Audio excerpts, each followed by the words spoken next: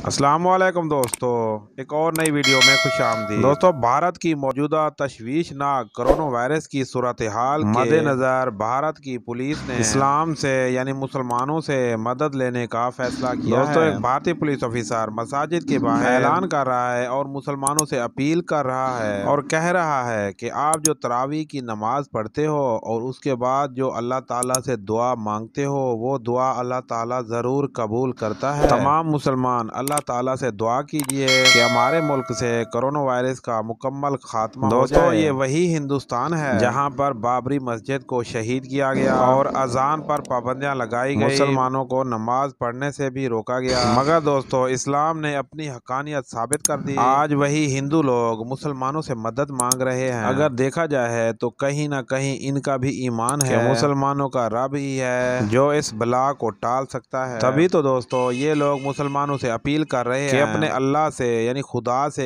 Corona के खात्मे की दुआ कीजिए। बेशक इस्लाम एक सच्चा मजहब है। हम दुआ करते हैं कि अल्लाह ताला इस माह मुकद्दस के सदके पूरी दुनिया से कोरोना वायरस जैसी मूजी मर्ज का मुकम्मल तौर पर खात्मा करे।